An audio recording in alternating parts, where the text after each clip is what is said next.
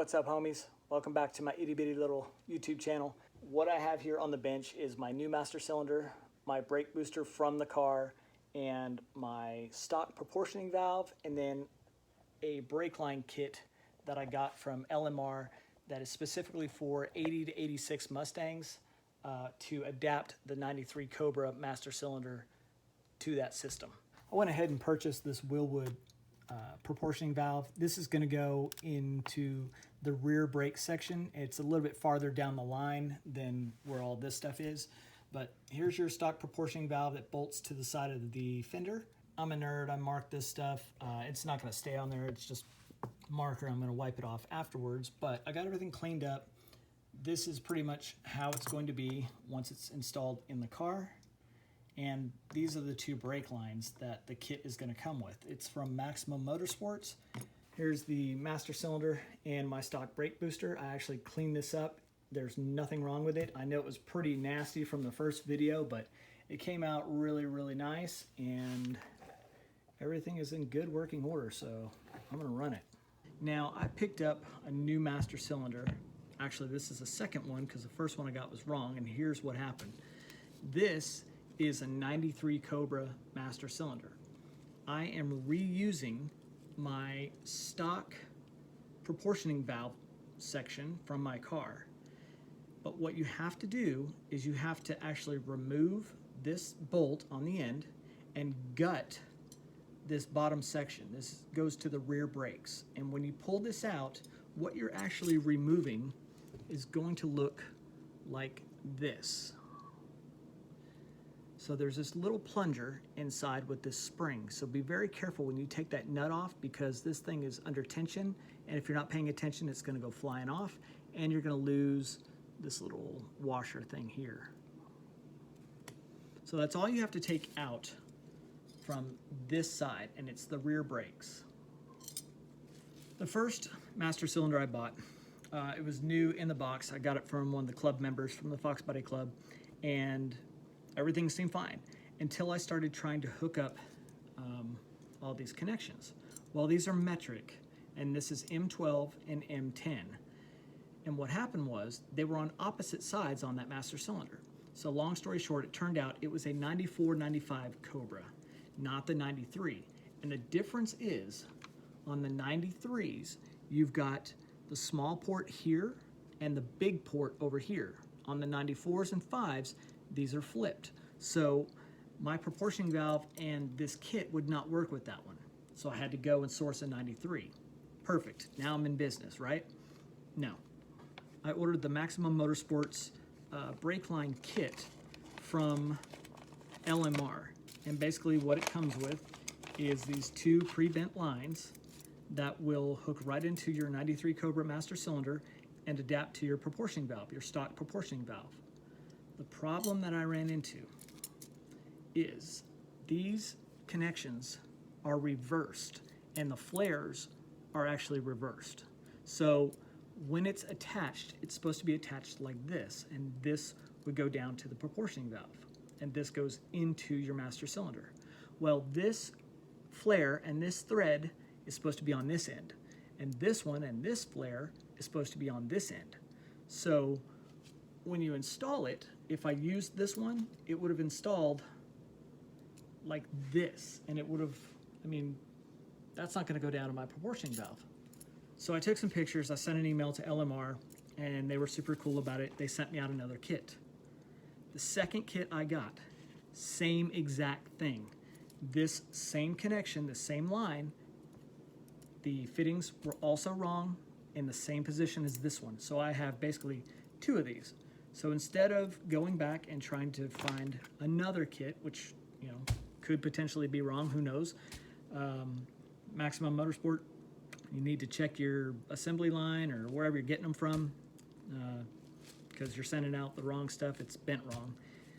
So I ended up straightening that line and having to rebend it myself to get the fittings correct. So this is the way it should be. This is a 3/8, that's a 7/16. This is an M10, and this is an M12. So these are metric up here, and these are SAE. So now that's right, and that's going to bolt to my master cylinder. Something you need to pay close attention to is this rod right here on your booster. When you get a new master cylinder, it'll come with instructions. You need to take certain measurements, and I'm going to show you how to take those measurements. And you may have to adjust the length of this rod. Now I can pull this out, to get to it, but it's really just this end piece here that needs to go either in or out, because this is what sits inside your master cylinder. So when you step on the brake, this is what's actually pushing inside the master cylinder. So there's a couple measurements that you're going to have to do. Unfortunately, you can't just pull your master cylinder out of the box, bolt it on, and you're ready to rock. It doesn't work that way. What you need to do is you need to measure the distance inside here to where it bottoms out. The easiest way to do it, obviously, is with a set of digital calipers. What you'll do is extend them out, set it to 0, extend them out. You're going to put it in here until it bottoms out, and then you want to slide this down. Well, you need to go to this lip right here. So what I did was took a razor blade, used it as my straight edge here. So I pushed this all the way down, and then I have my measurement. Then all I did was just take the thickness of my razor blade and subtract it, and that's my final measurement. So you'll write that down as, I believe in the instructions they tell you D1, distance 1. So your second measurement is going to be this one right here. What you need to do is measure this outside lip right here. And it's pretty easy to do with a set of calipers. Boom, there's your measurement. You subtract that number from your D1. This number would be D2. So the third measurement you want to do is you want to find out how far your rod is already protruding. So use a razor blade. Now you've got your straight edge. And what you want to do is make sure this rod is tucked in there as far as it'll go. Don't force it.